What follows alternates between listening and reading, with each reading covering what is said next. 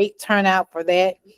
So just like I say, for anything that come out, please come out. Just stop by and see what it's about. Even if it's just for 5 minutes, say, okay, we haven't seen enough, I'm gonna leave. But please take advantage of that as well.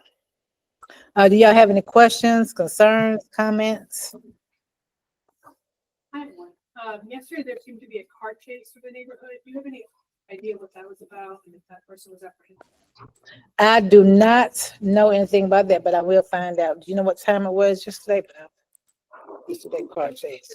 Afternoon, yeah, because it was a blue car going down Wimber, and then Georgia State Patrol was going down Jefferson. Oh, it was Georgia State Patrol. Okay, I'll find out for you. Yes, ma'am. Somebody recently got shot in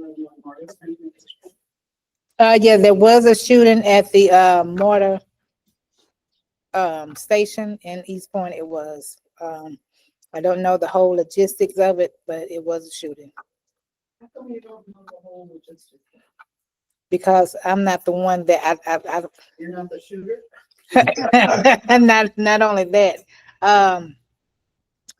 I did not get the stats for that. I don't sit down and go through every report, and I don't, and so I just didn't, and it was on mortar, so I didn't have much information to get from that due to it was not East Point. No, man, we don't have a lot of shootings in East Point. But that one was on mortar side, so I didn't have much information to get from it because it wasn't East Point Police Department. Yeah, Lieutenant Bridges, can you give some detail on like when something like that is on? I'm assuming the MARTA police kind of handle that investigation. How much falls on East Point Police? How much falls on MARTA police? Can you give a little bit of it?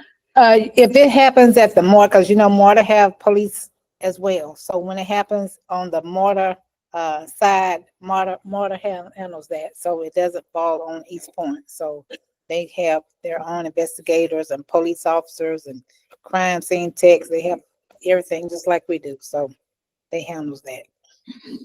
I mean, you know, it's right across the street from the pizza place. Yes, ma'am. So that's a place that probably a lot of people here go to. So I'm kind of curious to know about shootings that happen right across the street from the place where I go. I can find out for you if I can find out some more information about it. But like I say, once mortar handles that, it doesn't fall on East Point. So we don't get that much information, but I can find out for you. I'll call one of our investigators and find out. I think it was actually on the train, not the station. Right. Okay. I was gonna say that, and the other thing is quick, I'm sorry. I'm not really sure that the shooting happened in East Point. The news story said that on its way to the East Point station. So it could have happened on the Atlanta side, and I don't think it happened in the station. So it happened on the train on its way. The next stop was the East Point stop. Yeah. I don't have TV. Thanks, Sean. That's good to know. Yeah. Thank you. Anyone else? No. Yes, ma'am. I just want to say thank you. Thank you so much for everything. Thank you. Well, thank you. Thank you.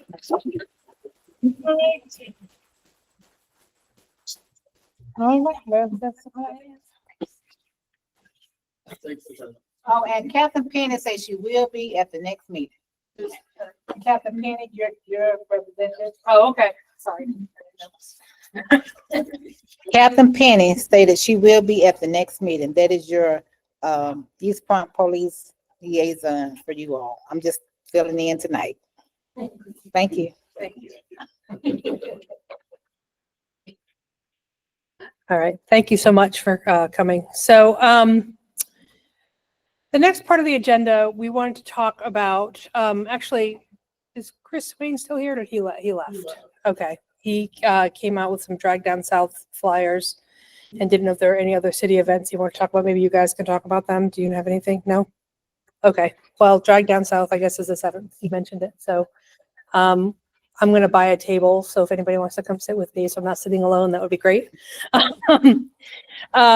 So yeah, so the next part of the agenda is talking about our financials. We generally just give a very vague update that is like, this is how much we have, this is how much we have in Lottie Mater, this is how much we have in our checking account.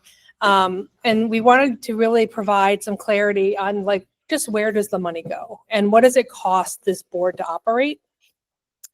And so we printed out, we made a little P&L sheet. And I'm going to work on a cash flow document that we can actually share with you guys at every meeting so that you know exactly what we're spending by month and you'll know where we are from budget compared to actual spend. I do it for work. It's not that hard. I just need to spend some time unpacking some stuff. So those of you online, can you see the screen that I'm sharing? Yes? Okay, great. So unfortunately, I can't see the screen I'm sharing.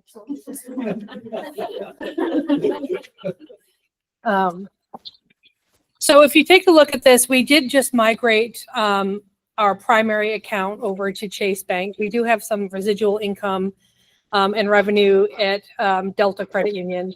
As you know, we do have kind of a general fund, which is how we operate. We have restricted dollars that is part of Lonnie Maynard, which goes to help neighbors in need. And then we also did a campaign for the Unidose Center. And so I wanted to report out where we landed with that and the future of what we know about the Unidose Center is not a ton, but we have not dispersed the funds yet because we're still kind of working with them to try to, one, we're waiting on a check from Verizon Wireless because somebody donated $650 and their company is going to match it. So we're waiting an additional $650, which is great. So for those of you who have big corporate jobs, they often match gifts and we are a nonprofit and I'm happy to provide you any paperwork you need so that they can match it. So we're waiting for one more check from Verizon to come in, but the campaign's kind of ended and we're working with them to kind of figure out what the future of Unidose is. They were trying to get about $75,000. So in our general fund, we still kind of have things split by two banks. You'll see at the top, we have $1,396.74 in our general fund at Chase Bank. We have $4,698 at Delta Credit Union. We are in the process of migrating that over, which gives us a total of $6,095.02. That's our general fund money. In the Lottie Maynard fund, we've got $1,309. And in the Unidose fund, we've got $1,730. So you can see it split out by bank account. We have $3,000 in Chase. We have $6,000 still at Delta. And so our total balance is about $9,000, but not all of that money is money that we can use to operate. That's money that is being dispersed to neighbors, being dispersed to Unidose, et cetera. So the second part of the sheet, you'll see are our operating expenses, right? Google One is what we use to hold meetings. Google One is how we broadcast this meeting. It's like $10 a month. It's well worth it. So you'll see that's $120 a year. So it's $120 hit to our P&L. So that's why it's red. So I can go through all of this, but it's basically meetings, emails, hosting our website, which Ruth keeps emailing me. I went to your website. I know we need to update it. So if anybody has web dev experience, specifically WordPress, please hit me up because I could use your help.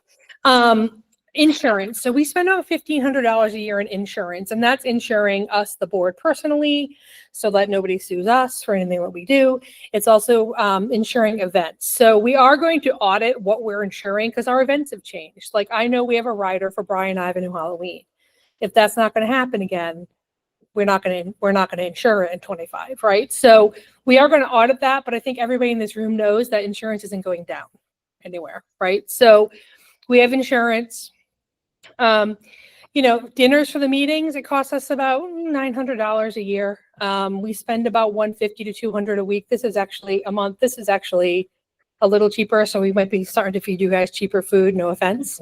But we make about $40 to $50 when we serve dinner. So we're not recouping the expense. We're happy to do it. We do think it brings people in, and we do think that it helps us with engagement. That's something we've really been trying to do is help get more engagement and more attendance. You wouldn't know by tonight, but so what'd you say? Well, yeah, no, it's just not as many people as we'd like. So as we usually have, but we're thankful that you're here. there's a couple of things we have to do to operate. We have to register with the state as a 501c3. So that costs us $85 to register with the state of Georgia. We have something called Linktree, which is something where we can post all of our links. And we are having signs printed to put around the neighborhood that'll have a QR code to a Linktree that'll list all of our events to try to draw more people in who may not get our email, who may not see our stuff on Facebook, right? So we're truly trying to kind of invest in that.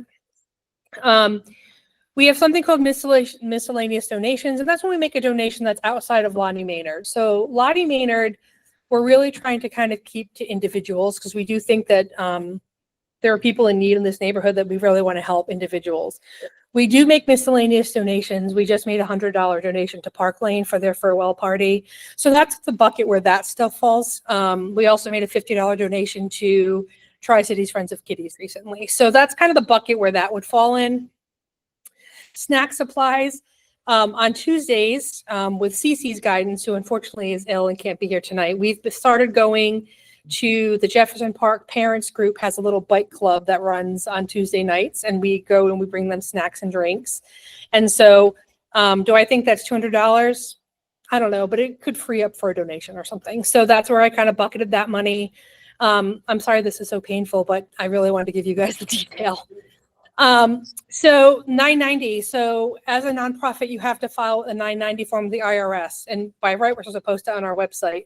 So I really need to get that website fixed, but it's just an explanation of who our board is, who our officers are, and the money we take in and the money we put out. It's just it's a basic sheet, right? And it kind of talks about your assets. We have none. And the money that you have coming in and out. We have to file that every year. So that costs us $50.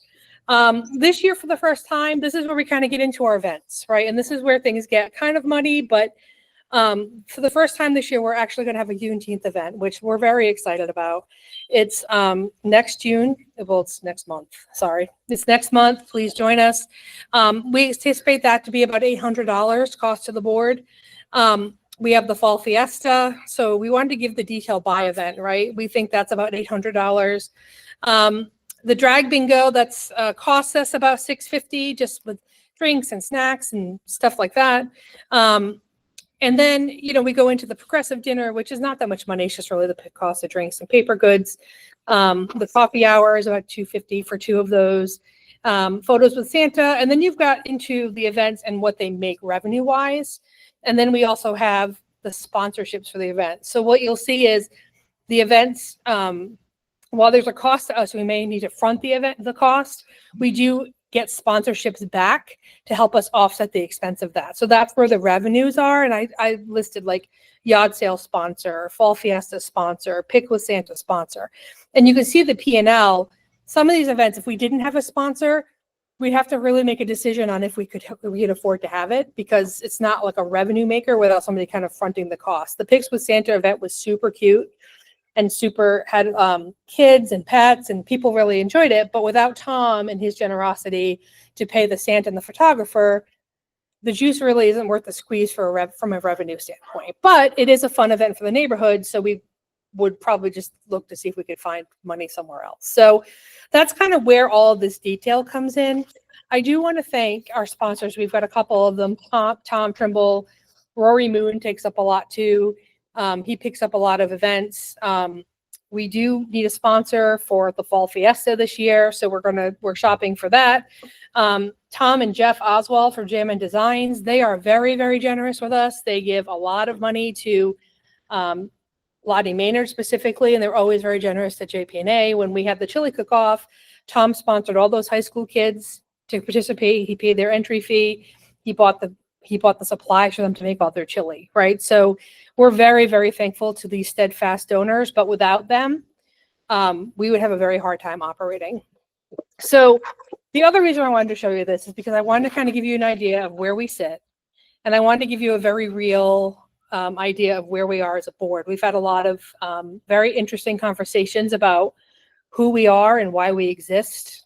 This is our 30th year, and we're trying to figure out if we need to reevaluate our existence, frankly, because it's very, very difficult to get and retain board members. It's very, very difficult to pull off a lot of these events. I think we're burning people out, and we have a lot of people who have left.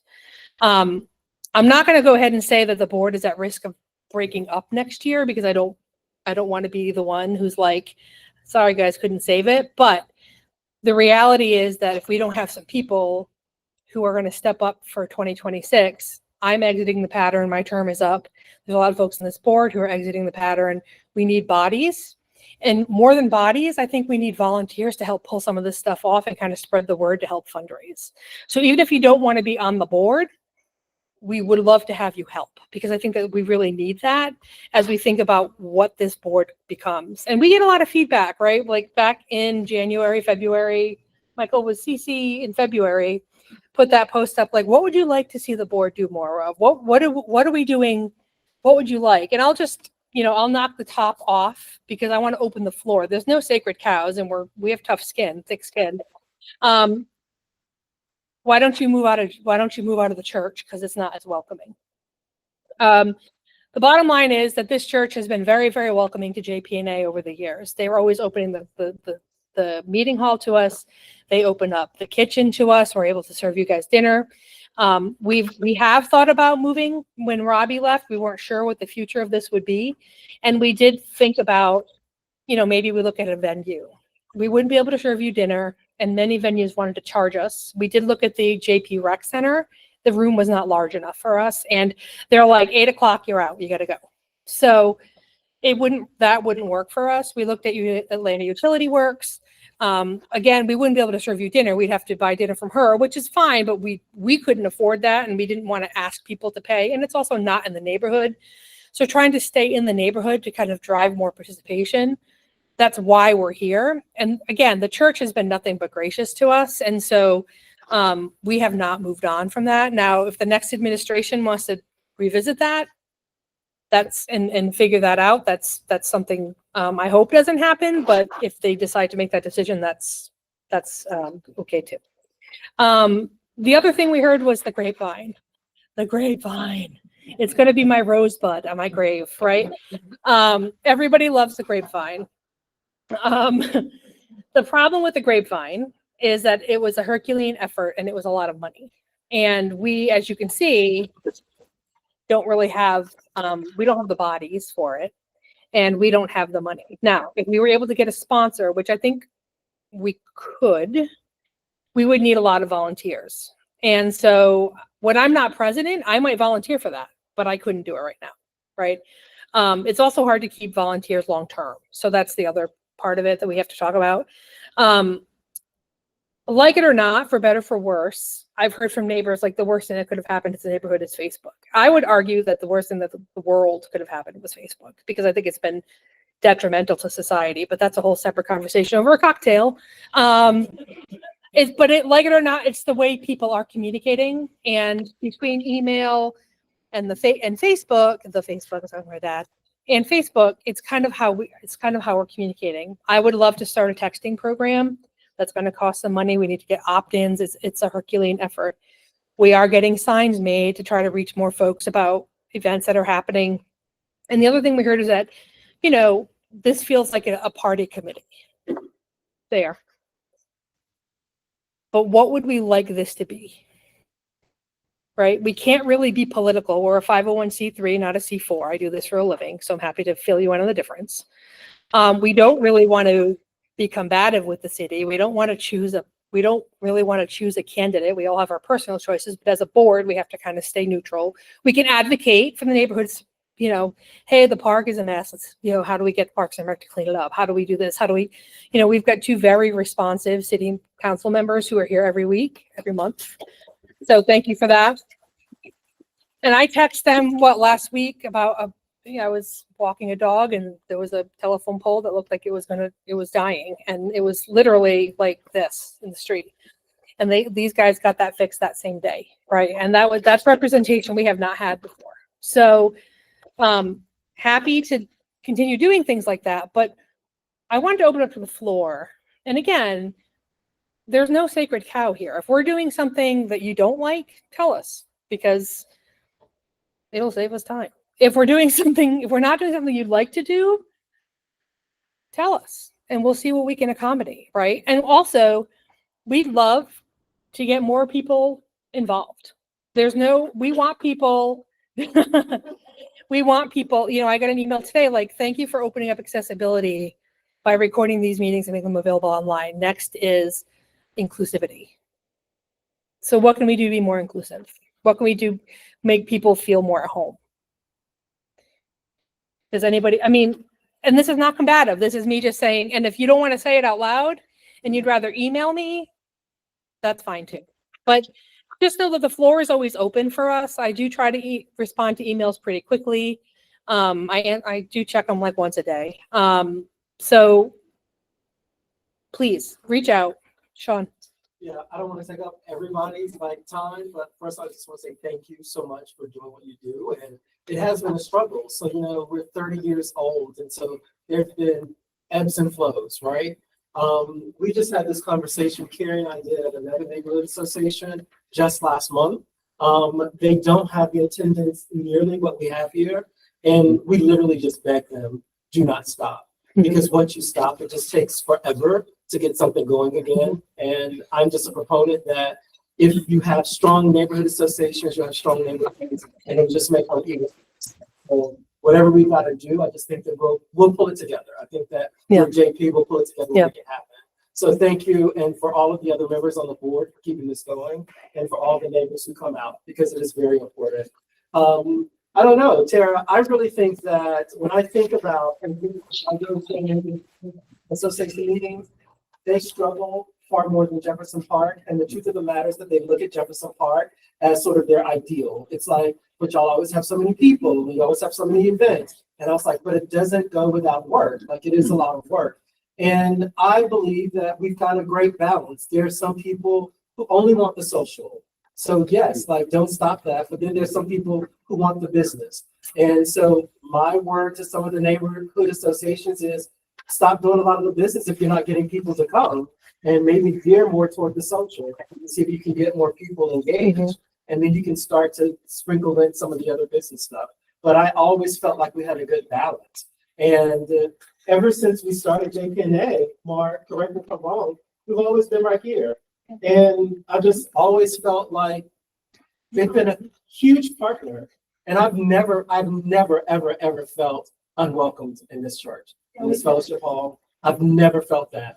So when we talk about exclusivity, when we talk about inclusivity, then I think that we also have to look at, like, what is it about meeting here in this space that, because a lot of neighborhood association meetings are in churches. So when we talk about that and looking at the finances, what is it about this space that would make someone feel unwelcome? And I don't want it to sound like I'm negating how they feel, because that could be very real, and I would never want to do that. But I've never felt that this space and this sense of community that we've created has, like, been offensive to anyone. I mean, we've always been very inclusive.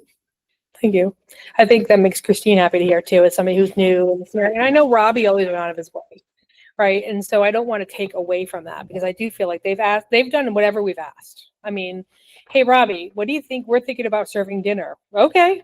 Like, and we didn't realize how much Robbie was doing behind the scenes until Robbie retired. We were like, oh, like now we have forms to fill out, and we've got all this stuff to do. And we were like, oh, they're quite bureaucratic over there. And Robbie was just doing it, right? And we were just like, he's like, yep, no problem, we'll do it. So we are, it is, we did kind of have to rebuild this a little bit from COVID, because people just weren't used to coming out anymore. And we've had a lot of new people moving in who don't know the history of JPNA and how special this neighborhood is because of JPNA. And so we really have been trying to kind of draw more folks to events and draw more people out. And we do tend to have more people at these meetings, which has been great, because I've been to some where there's been 10 people. I will say that by our bylaws, we need to have at least 4 board members. The state law is 3. We need to get a couple more folks to meet that 3. I think we have somebody who's ready to step into the presidency. So we would need a treasurer and a vice president, and we have a secretary, and we would need a secretary if we kept the 4 positions. Julie's doing a great job. The invention of AI and texting and kind of capturing all of our comments in these meetings. And then she just has to go in and clean it up. It makes that a lot easier than actually trying to take notes. I mean, Carrie, you were the secretary, you know how much that's a haul, where I lift. So we need at least 2 more people to join this board next year, or else it is at risk of folding. I think out of 1,100 houses, we could get 2 more people, right? I like being on the board. I just don't necessarily know if I want to be an officer, right? You know, a lot of things have happened since I've taken the presidency. Trump became president. I work in a nonprofit. It's not ideal, right? And so I'm kind of scrambling a little bit. I've been promoted, which is good and bad, trust me. So we're really trying to find, we all have work responsibilities, we all have family responsibilities, and the bottom line is many hands make light work. And even if you don't want to be on the board, if you want to help volunteer for a committee, if you want to help volunteer, I mean, host a progressive dinner, right? We are thinking about retooling the cakewalk this year and not making it a cake bonanza with 75 cakes, right? Rory's really thinking through what that next phase of that event looks like. And then maybe we bring back the progressive dinner. We hear that a lot. Like, why don't we have 2 progressive dinners? That's the best event. Okay. But I don't want to hear like, oh, the holidays are so busy. Because like, you know, my rule at work is don't bring a problem without a solution. So when you want to say to me, you know, now you need to work on inclusivity. Well, what can I do to make inclusivity better? What can I do to make you feel more at home coming to this? Tell me, like, and we'll try. We'll do everything we can. So, Carrie. If we wanted to donate, how do we donate? So, when I get my poop in a group, we will get so we're going to get our Venmo together. We can actually link Venmo to PayPal, which I just realized, which is great. There is a PayPal link we can send everybody on. We can put it in all of our email newsletters. We always take checks because we don't pay the credit card fee, which is always great. And we're going to start, I think, having swipers for we're going to start having merch. We've got somebody, Cece's wife, is making 30th anniversary shirts. I really want to start pushing those because it is a landmark year. And we're going to start having a swiper, I think, so we can start taking donation by credit card because no one has cash. Michael. Hey, I'm getting a couple of texts from people that said they can't find the live feed on Facebook. It's not on Facebook. It's in the event. There's a Google Meet link. Because I hear all the time, not everybody's on Facebook. So. Sarah, I know you don't. Ralph wanted. Oh, wow. Go ahead, Ralph. I was just gonna say, it's just great you did this itemized. That's great. We can see what our neighborhood association is doing, where its values lie. You can see where we're putting our money. Mm-hmm. Mm-hmm. And the thing that just jumps out at you is just great. The $3,000 that we're giving out through the Lonnie Maynard. I mean, to have that kind of impact on your community. I mean, that's huge. Mm-hmm. It's not just $50. Yeah. Yeah. So so Mar and I have been putting a little rigor around that, and our goal is to give out $250 a month. Some months we had somebody who was attacked by a dog. We give out a little bit more. They can apply for more. $250 is the standard. They can apply for more. The whole board has to vote on that the way it currently stands. So far, we've given out about $1,250. So we've done okay. We've done okay this year. We didn't give out any in April or May. I don't know. Like I said, the next one will have the cash flow by month of what we've paid out, what we've taken in. And so you can kind of see where we are on a monthly basis and what we've given out by month. But the goal is to give $3,000. Now, part of that general fund, 25% of that is supposed to go to fund Lottie. So we do get gifts that are designated to Lottie Maynard. But in our Lottie Maynard, in our bylaws, 25% of our general fund is supposed to be earmarked for Lottie Maynard. So that's part of what this is too. So even donations to the general fund can be used for Lottie Maynard. Yes. Yes. And if we have something that's, that's big and they need more money, we can certainly have that conversation. I think there was a little bit of fear about kind of pulling the curtain back on this and being like, well, if you show we have $9,000 in the bank, people are going to be like, what the hell? Heck are you doing with that money? Right. But let me tell you, it's taken us a long time to kind of build this money up, and we've not charged JPNA for the dinners except for twice the whole time we've been doing it. The board's been funding this, like personally, because we've been trying to build up the reserve. As a nonprofit professional, I want to reiterate, nonprofit does not mean no money. Every nonprofit has a reserve account. And we don't want to be operating at a zero net balance. We will always want to have a little money left, right? We could lose a sponsor. We could lose, like something could happen where we have to organize and we need a little money, right? We always want to have a little bit of money in the bank. So although this shows we're operating at a loss, my hope is that we won't. But that's the current state of affairs. And so, but I really want to reiterate that.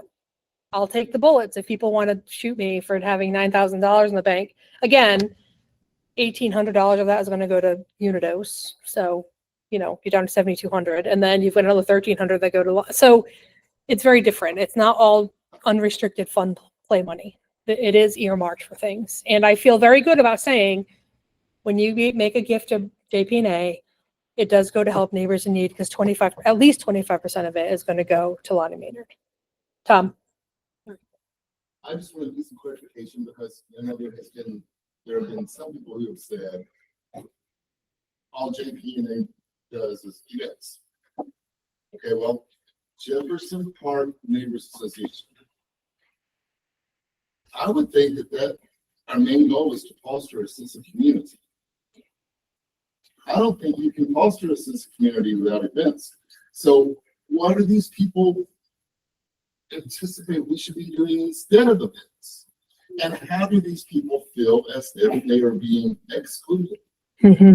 That's what I Yeah. I sort of take issue with both of those things. Yeah. I understand from a religious perspective. Listen, there is not a person in Jefferson Park that has more issues with the Southern Baptist Church than me. Not one of them. But Jefferson Avenue Baptist Church has always been more than gracious, more than generous, doing things for us that they didn't have to do. So I feel like sometimes when people talk about that it's exclusive because it's in the church, I kind of feel like that's something they need to take up with their mom or their therapist. Because you don't look at good force in the mouth. Yeah. But what else what else do they want us to do to foster community if they don't want us to have things? That's my question. Yeah, that's the question I have for a lot of folks. So hold on. You had a question. What is, you say Lonnie Maynard? Mhm. Where's that come from? I don't know the history of. So, and Mar or a long-term resident can certainly give it more color than I can, but Lottie was a neighbor. Mar, do you want to just give a elevator pitch? And she was the most welcoming, loving neighbor you could ever ask for. And it was back about 30 years ago when, we've been this time. And she just wanted everybody to live in. She just welcomed everybody. So, and she was always giving of herself to others. And so, several years ago, after Lonnie passed away, then I went to the board and please name the it was just the giving fund, but they please name it after Lonnie and the board. And so that's what all of that was. I just wish you had a chance to everybody love. No, I appreciate it. One of the history of. Yeah. Thank you for having Yeah. me. Kick. How many people complain the meetings are? It's I couldn't give you a number, but it's a complaint we hear often. Yeah. But, people also complain that we don't make them available online and we're online and we have 4 people. You know what I mean? Like, so, and I know not everybody's going to make every meeting and everybody's going to and we're not going to please everybody. Like if I moved it to a venue, people will be like, well, I feel like I have to buy something to be able to go. You don't. And we really want to keep it walkable if people want to walk. I really want to keep it just accessible. Like you can come eat dinner here, whether or not you can make a $5 donation or not. Like we're not pushing anybody to do anything. I feel like a lot of people don't even know that So maybe it would be a good idea that get together, go from house to house. Yeah, we've had that conversation. Carrie's been pushing us on that. There's a lot of people who don't feel comfortable going door to door for a variety of reasons. Well, it's the board who doesn't want to do it because we don't all feel comfortable doing that. So for whatever reason, people, You don't feel comfortable having other.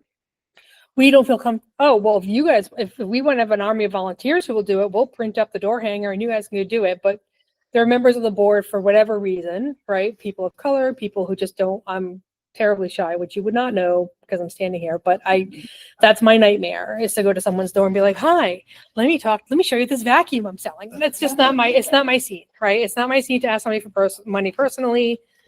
I'm a terrible fundraiser in that respect. But if we can get a core of volunteers who want to do it, I mean, Carrie's even offered to print the darn things and pay for them. So, you know, Carrie, I'm gonna hold you to that too, if we get volunteers, so get that up ready. So yeah, we're gonna, you know, if people are willing to do it, we have 1,100 houses in the neighborhood, and I'd love to get over by Brookdale. I'd love to get across Sylvan, because that's still JP over there, right? That we don't reach all of them. Avebury, like all those, you know, the streets that kind of line Cleveland and Sylvan, we don't. Yeah. Kirsten. Did, like testimonials on Facebook of people who especially would feel excluded by this other Baptist church?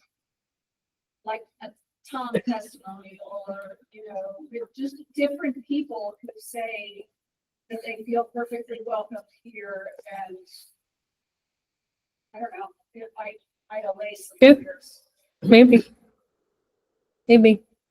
I think that we're a very divided community, and I'm not going to speak in anybody's generational trauma regarding the church, right? So people went through what they went through, and I'm not going to say, you know, that's not valid.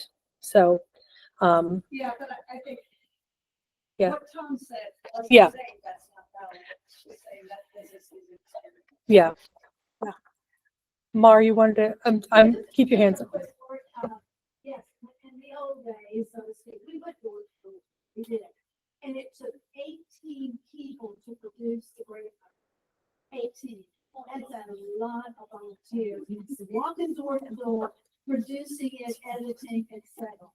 So, yeah, we got 18 people sitting here in the room. They want to, Or online. Yeah.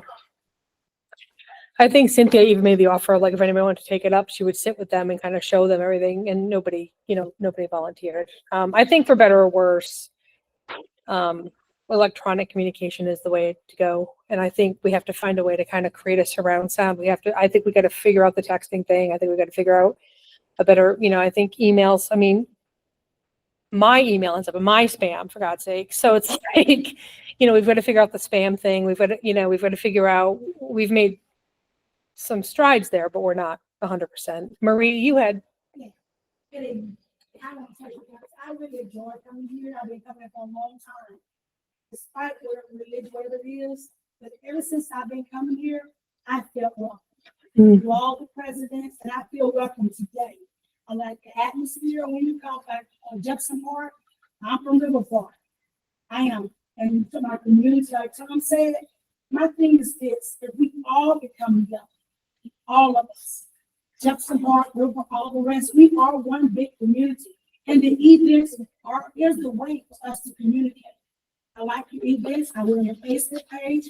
I see this and I love it. Right? Sometimes I don't bring, some of y'all have those cookouts and those progress to dinners. So if I don't bring it, if I do bring it, I still do well. Mm-hmm. That's what I like about it. And the church being a part of the community, that's what it's all about. Bringing you to Christ, bringing you to the Lord, praying, and making sure that everybody's being taken care of. That's what this is all about. And I thank you, Tom. I know you have served this meeting since I've been coming here. I love it. I love being around. I take it back to the park sometimes. I do. I take it back to the park. And I say, y'all, well, if they don't come to me, I'll go over. Mm-hmm. You just kind of see what you're doing. Maybe I can share that. That's some things that y'all Yeah. do here, you know, it brings me every time. I'm coming.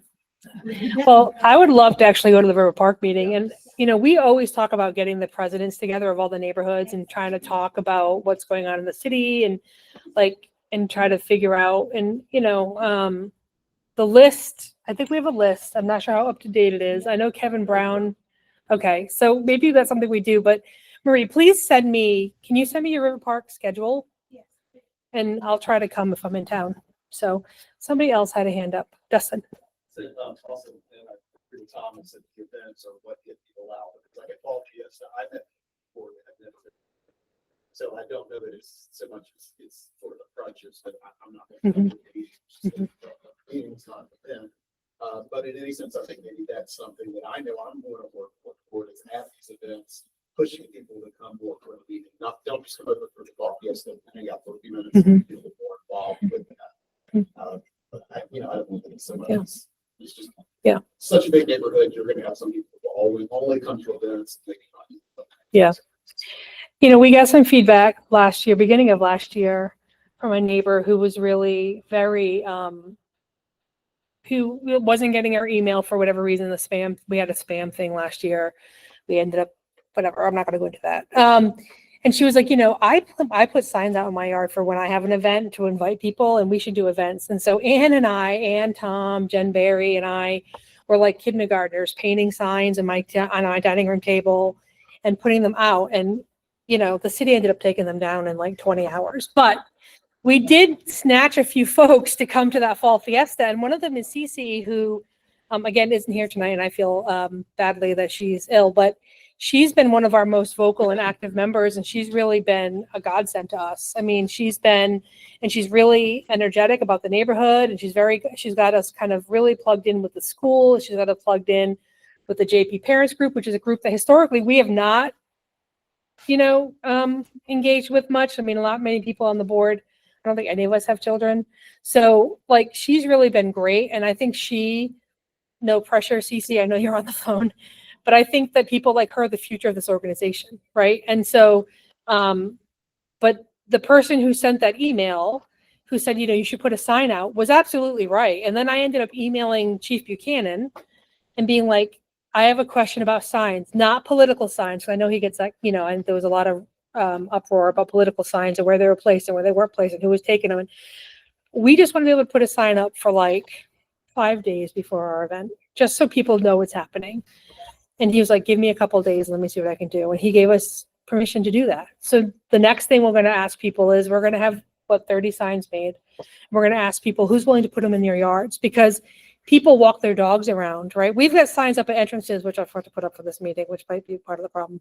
But people walk around the neighborhoods, right? And that's where they see signs. That's where, you know, Cece saw the sign, right? It was something on Winburn, and she was able to take a picture of it and save the date and came to the meeting. And I sat down and I talked to her, and now she's, you know, really engaged. And so we want more of that. We want more. And you know, another problem we always have that we get accused of is not being diverse. Well, we're trying to be diverse. We're bringing up a Juneteenth event. That's the first time that we've ever done that in the organization. And granted, Juneteenth is relatively new, but it's an event that we really feel strongly about, especially in this day and age, to celebrate, right? And so, again, anything that we can do to make things better, to listen to you more, we're here. We're here to, and we'll do whatever we can. Sean. I just want to go back to the events thing. And I mean, I know that a lot of people are not going to know, but when we started JPNA, we were very intentional. We thought that the events is what would bring the people together. And we also specifically named the organization the Neighbors Association, not the Neighborhood Association, because we wanted to focus on the people. And we thought that the way to do that would be through events. And so we do have a lot of events, right? But we also take care of business as well. So I'm just not sure. Yeah. Right? Like, yeah. I think that we do a great job of balance of those things. The other thing that I wanted to say, Tara, also is I just want to thank all the sponsors. And I don't know if we're doing this on our website because I'm a horrible person. I don't look at our website.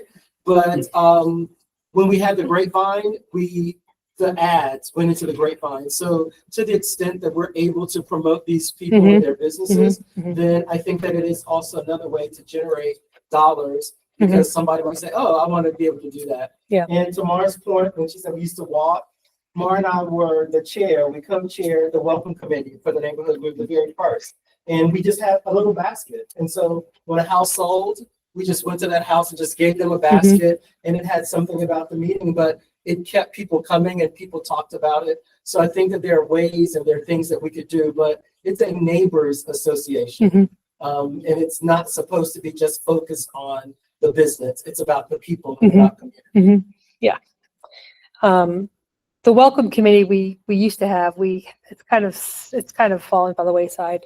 Part of it was just hard to keep track of all the houses that we're selling. And even though we have a couple of realtors on our board, it was still hard to kind of keep track of the transactions, and we've become very disparate. But that's something we can certainly look into, bring it back. Dixon. Earlier about like your tenures coming to an end and have to figure out what the future, if there is one. When time frame wise, when are those decisions needed to be made? To like say, okay, we're either gonna finish up this year, go strong, blow out our cash and target up, or we're gonna continue next year and kind of like effectively start looking. That's my question. That's first. Second one, regarding the location and the folks that may have been opposed to being here, I'm assuming they provided them some alternate locations that were also free that provided everything that this location. Some of them did have suggestions. They weren't in the neighborhood. Some of them were not free. Some of them were not big enough to house us. And they definitely would not have allowed like a dinner service, which I really do think has opened doors for folks. No viable alternative. And as to answer your question about the date, so board elections are in November. So we need to have people who are kind of committing, at least 4 people, committing by November for that November Thanksgiving potluck board meeting. And then if that doesn't happen, it's a very different conversation in November. But I can't see that not happening, honestly. But if it doesn't, you have no one to blame but yourselves. No.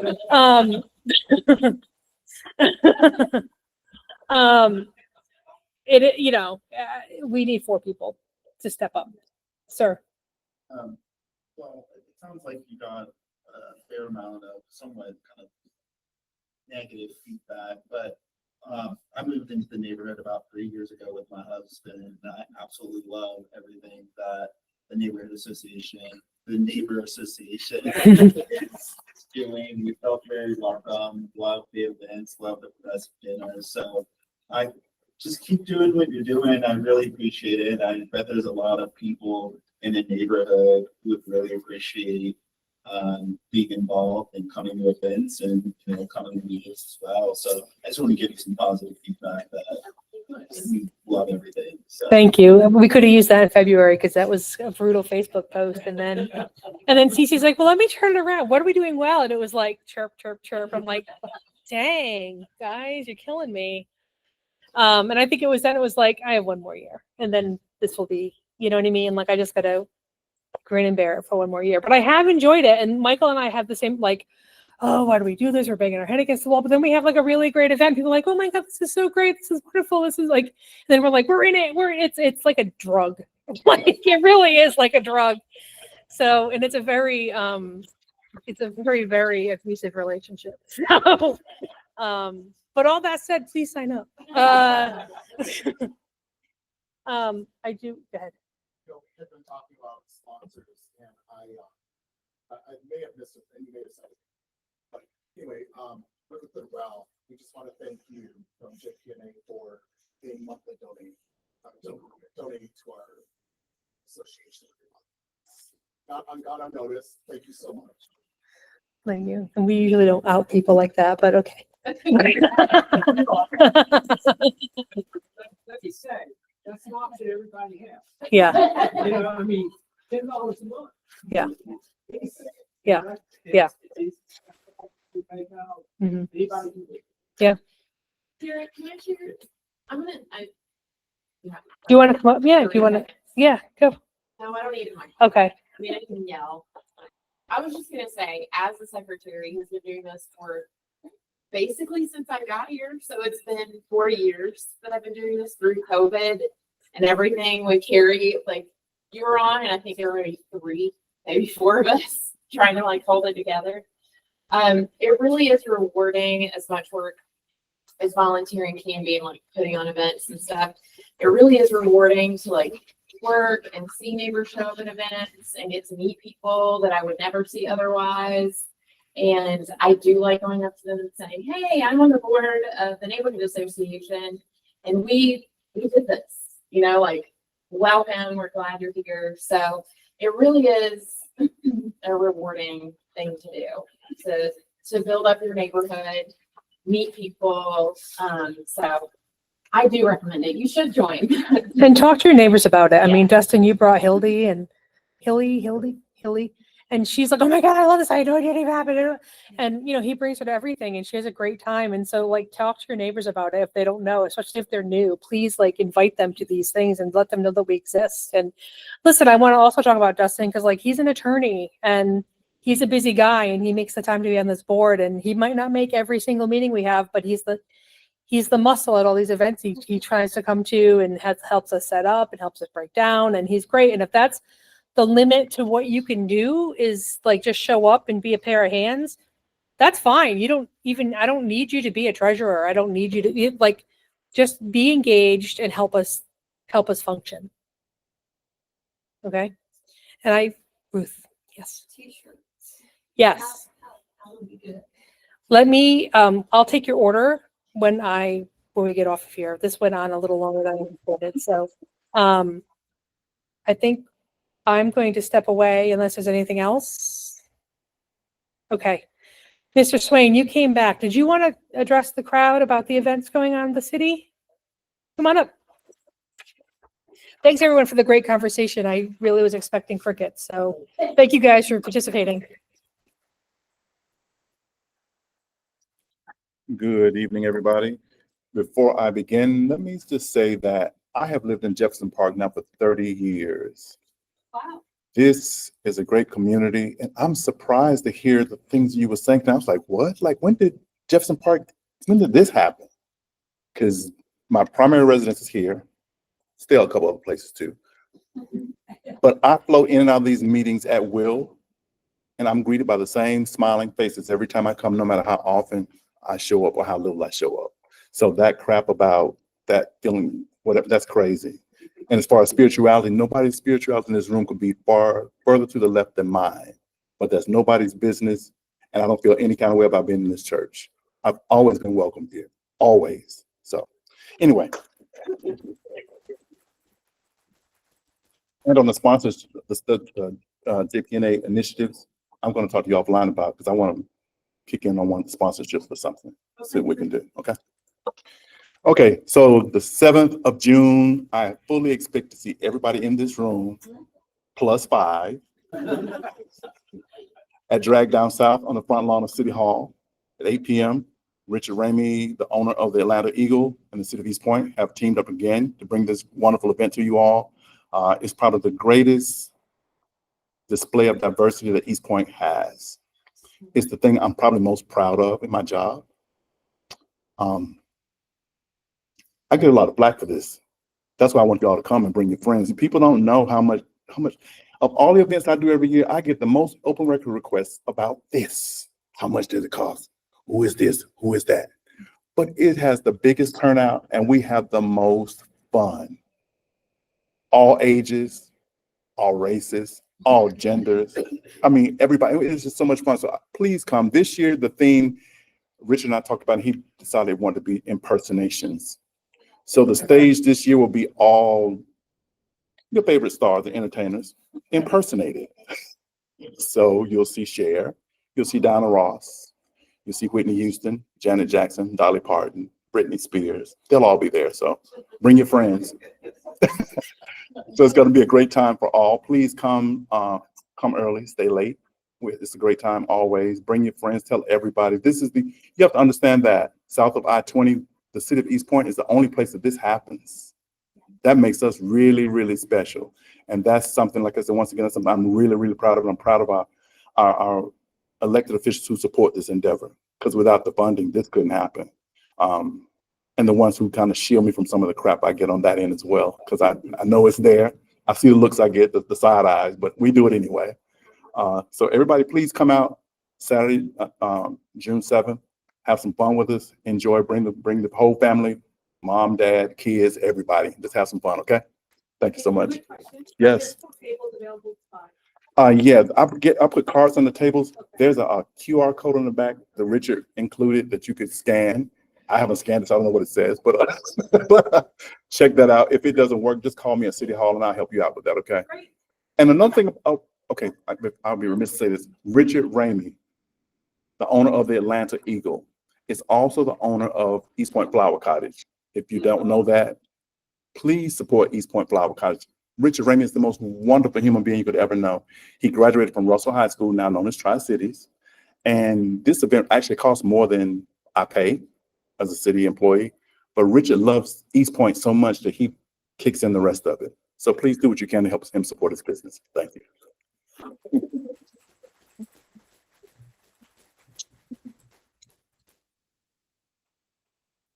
All right, so the last presentations we have are our city updates from A to Z, which I love, it's so clever.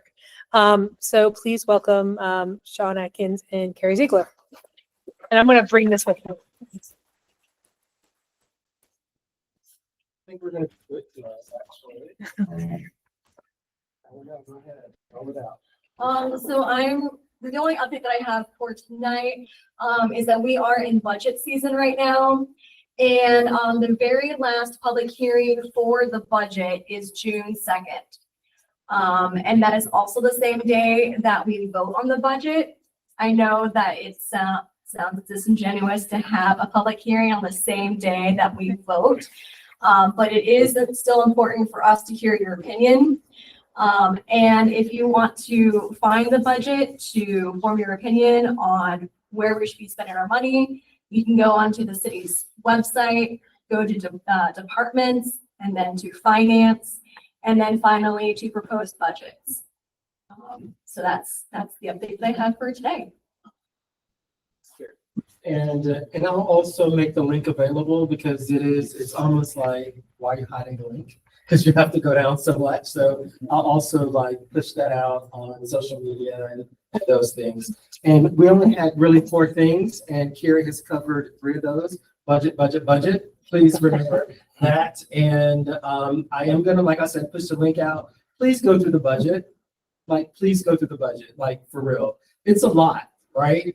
And it took us a lot to get this link of detailed line items, because initially what the city provided was an aggregate, and you just didn't know what made up those numbers, right? So this link will allow you to go in and see everything that makes up those numbers. And so please take a look at it. It is your money, they're your dollars. There are a lot of things that our city needs, and so we would love to hear from you on the 2nd. It probably will be a very long meeting because we'll probably need to do some shifting around, but please, please go through the budget. The only other thing that I will add is that on this Saturday, the 31st, my very lovely ward mate, Carrie, and I will be hosting an open house at City Hall. So one of the things that really struck me when I got elected is that people probably don't know that there is office space for council members on the 2nd floor, and it hardly is ever used. And so we are decking out the space on a budget. It will resemble Ward B. We had great ideas in terms of what we wanted to put into the office, but we would like to be able to have residents to make appointments to come see us, you have an issue or want to share an idea or any of those things. And if we can then take you to the appropriate person at City Hall to be able to get those things resolved, once you make your appointment, we're happy to do that. But we want you to come and see the space. And also on this day, we're having representatives from some of our city departments, police, water and sewer, public works, East Point Power, Parks and Recreation, there's one more.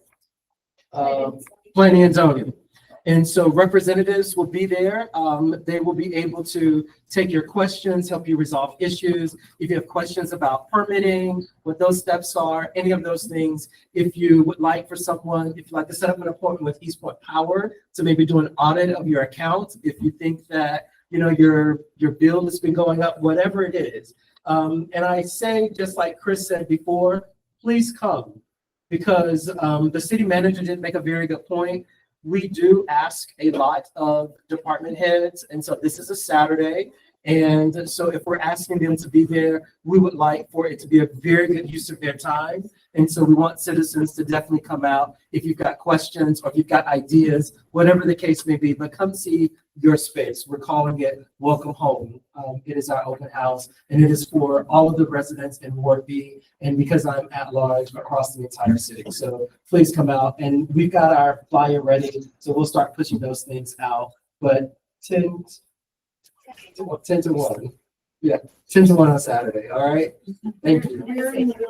And the city manager will be there also. So if you've got ideas or things that you would like to share with the city manager will be there as well. And it's going to be a pretty active day because there's a few other things happening at City Hall, but we'll have some light bites. So if you want to come and have your coffee with us, we would love it. We'll have coffee for you. Yes. Kind of going back to the budget, is there anything as a JP resident that we should be concerned about or excited about in the budget? Well, okay, so that's a good question, and I'll answer, then Carrie can answer for herself. So there are a few things that, A, as a new council member, but B, also trying to all connect dots, right? So first of all, a lot of the funds that we get for our infrastructure projects, they come from Washington. And so shortly after January 20th, there was a freeze on all grants, right? So how does that impact us? How does that impact our budget? The other thing is that Chris does such an excellent job with our public arts and our events in the city so that we are, as a municipality, expressing inclusivity and all of those things. But some of those dollars come from the National Endowment for the Arts. They funnel down to Fulton County, and then we get grants from Fulton County. When those things are frozen, what does that mean for our budget? At one of our updates, we talked about House Bill 581. And for a lot of you who don't know what House Bill 581 is, it is the state's attempt or opportunity to provide tax relief for homeowners. So if you've got a homestead on your property, then instead of using the methodology of fair market value, it is completely based on the consumer price index, right? So that and whatever the inflation is. So let's say if it's a 3%, then it's only a 3% versus houses sold in your area, and it jumped up 25,000, 50,000. So that also impacts our budget because taxation is probably the largest bucket of our revenue, right? So I'm interested in revenue generation. What are we doing around that? Are we having conversations about how is that impacting us? Because if we're not bringing in those dollars, if we're not getting those grants, what does that mean for our infrastructure projects? So I'm looking at revenue generation and then also non-essential spending. How are we being smarter about non-essential spending and how are we tempering some of that down? So those are the two things that I'm interested in. So a couple of things that are kind of specific to Jefferson Park that I know that are in the budget right now. So when I ran for my campaign, I made a promise that I was going to concentrate on the Sylvan Cleveland intersection.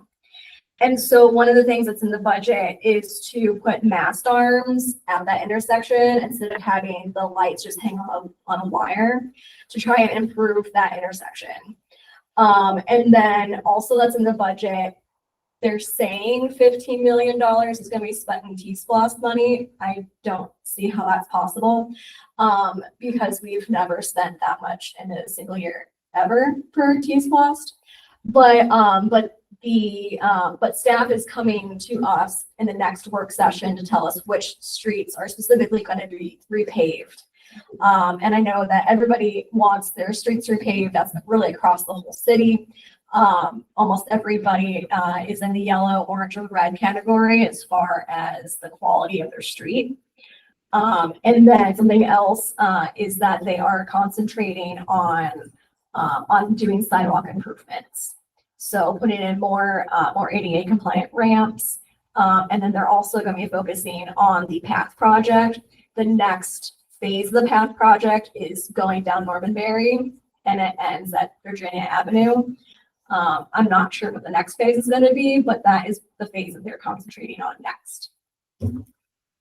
Who is they? You kept mentioning like they're gonna be concentrated. I thought you Oh. said they. Yeah, so that would be the Public Works Department. Yep, with Director is Jeff Reeves. So we legally can't be they. It is illegal for us to get into the operations. So it has to be they. We set the policy and those things, but we do want to hold people accountable for those things. But we can't get into the operations of city government. So I know that we're running late and we still want to hear from Christine, but a couple of questions. One is, if they don't spend the 15 million that's earmarked to T-Splosh, what happens to that money? Does it roll into reserves? Does it roll into 26? What happens to those funds? That's a good question. So it just stays in that account. That account can only be used for resurfacing, repaving, and sidewalk. So you just roll it into 26? Okay. Or 27, I guess, 27. And as far as reserves go, so we are aiming to reach $42 million in reserves by the end of this fiscal year. By the end of next fiscal year, we're aiming for $70 million in reserves. The reason for that is because we need to prove to banks that we are eligible for a specific bond so that we can hopefully renovate the old city auditorium, the old city hall, the old library, and then Ward D is supposed to be getting a rec center because they do not have any parks or recreation in Ward D. So there's a lot of holes to be filled. So that's why we're not really able to spend that money in the reserves because we're holding it onto it so that we can get a good bond rating. Okay. And my second question, and then how much of the budget is at risk with the federal cuts? So I know we probably lost some funding this year. How are you handling that for 26? I mean, I don't even know if we really know that number here. Kira, do you know the exact number? I don't. Sorry, I didn't mean to put you guys on the spot. I just No. Um, Go ahead. So I don't know the exact number. What I do know is that almost everything, well, no, that's not true. So here's the things that are still frozen. We had received something like $30 million from the ARC to complete the path project that goes from Atlanta down to Main Street, and it would go into downtown and then connect to Willingham. That money is frozen. And actually we have to go ahead and reapply for that money, even though we were already awarded it.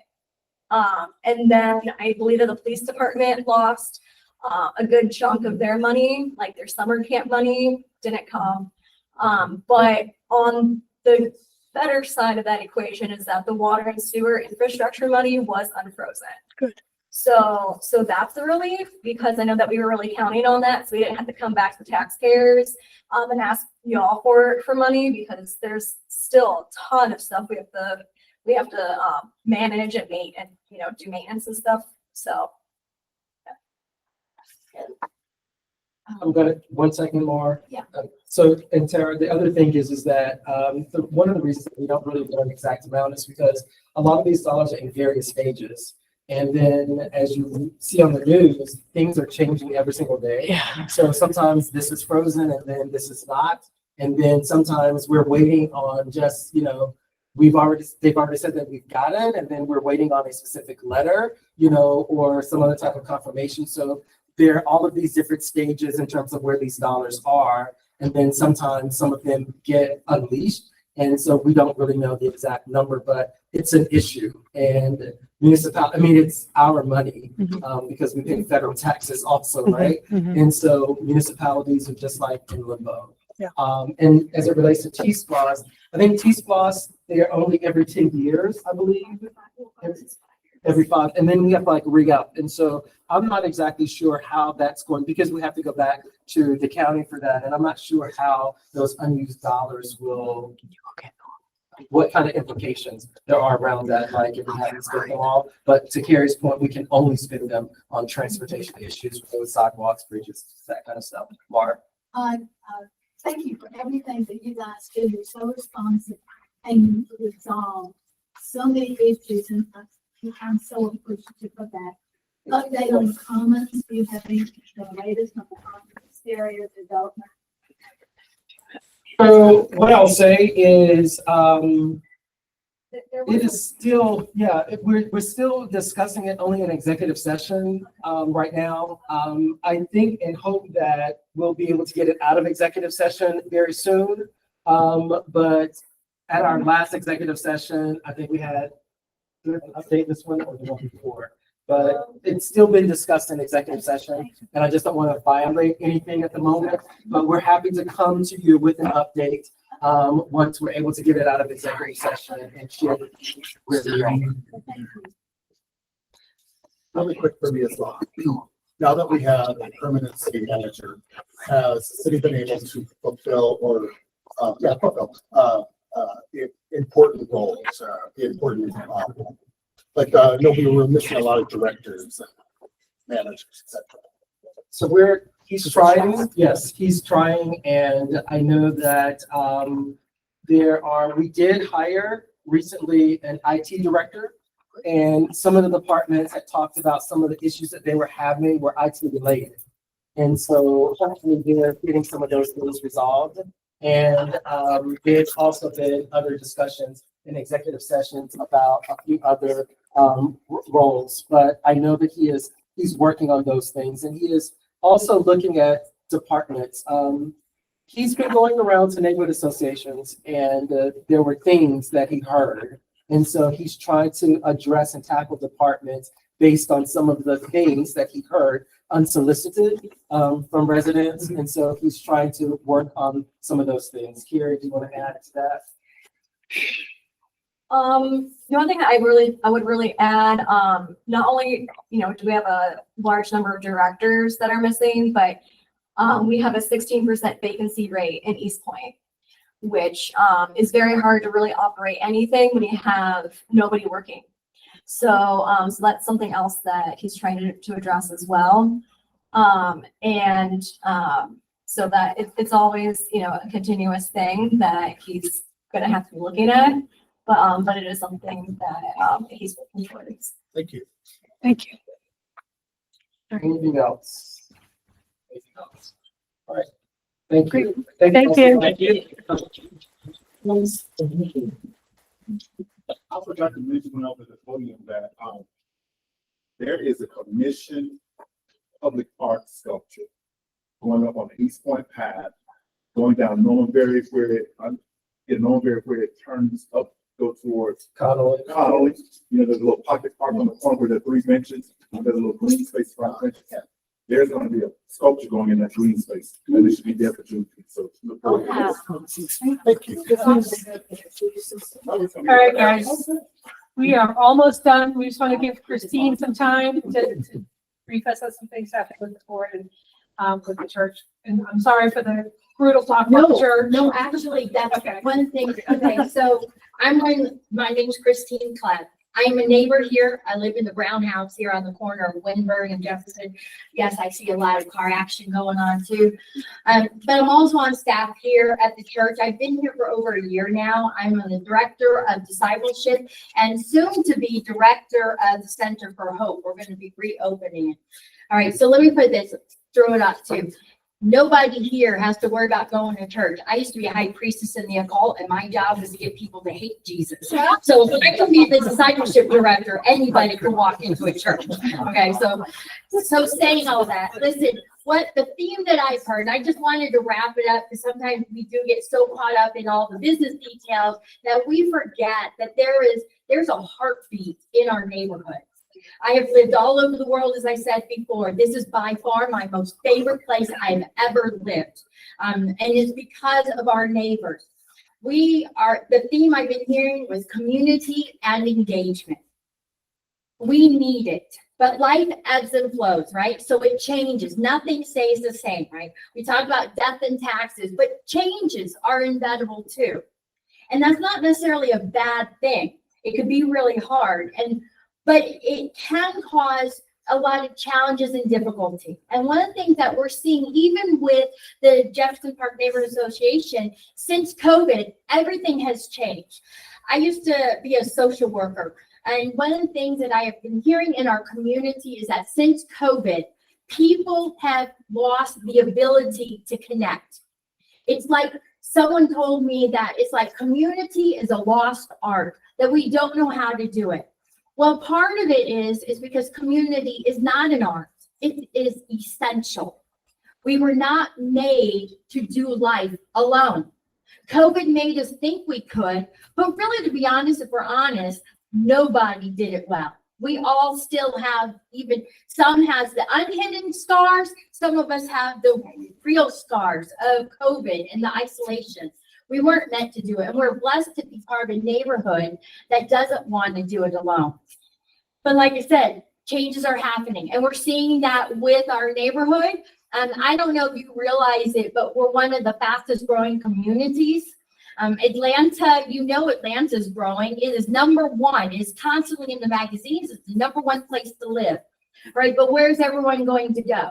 Well, we want them in this beautiful community, but the problem is there's a lot of influx. And so we are wanting to provide space for grace, space for community, and space to grow together, to be engaged with one another. Just like the community is changing, so is the church. I don't know if you guys heard, but we just lost our music minister. He just passed away suddenly of cancer. He's been here for over 30 years. One of the kindest men I've ever known. So we are going through change. As of now, the longest member of our staff has only been here for 2.5 years, and that is our pastor. The rest of us are brand new. So like our community, we are changing too. We're going through the ebbs and flows. Now we're growing. We have a very strong connection with Tri-Cities and our high school. Man, it is amazing. We have such great kids around here. When kids are willing to walk from school to here, rather than all the gangs and all the other activities they can, that's a big thing. But part of it is the neighborhood has created space. On Tuesday nights, we have a great group. I did not know, Tara, that you guys, that the neighborhood helped with the food. I'm a parent. My daughter loves bike night. She cries if we miss it. And the food has been amazing. And so we are so blessed to be part of a community that wants to engage. So as we leave tonight, I thank you guys as a mother, as a neighbor, and as a staff member of this church for allowing me to be a part of this community and to see just the growth that is going to happen. It is true. We have people from other neighborhoods infiltrating us. And it's not just about the food, even though it's good. It's about the community and engagement. So thank you for being a part of all that you guys are doing and making this really, truly one of the best neighborhoods I have ever been a part of. Thank you.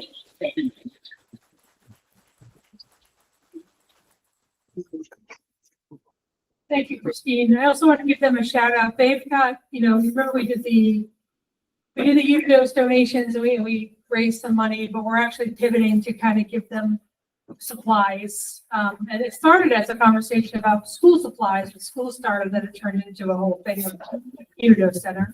The church has bins up around to collect things, household items, cleaning supplies, laundry detergent, non-perishable food, clothing, shoes. And we'll make a push for that at our next couple of meetings. There was a lot going on for this one that I wanted to kind of get through, but we do want to keep the support of those kids going.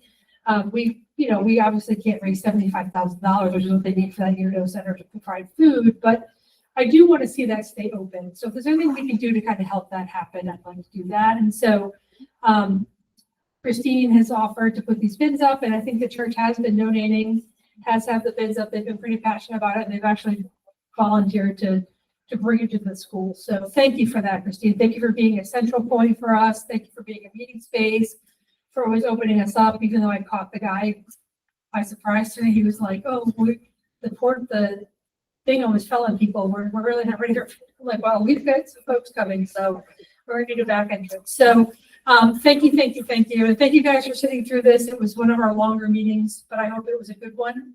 And it was insightful. And we'll see you in July. And July will not be dinner. July is going to be an ice cream party. It's too hot to cook. So eat dinner beforehand or just take you instead and have ice cream. Bye, everyone. Thank you. Thank you.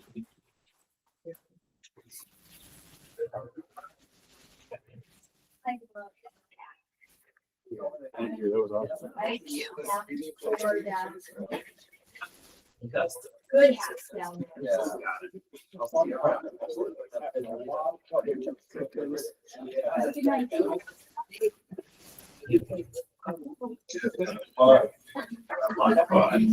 Share.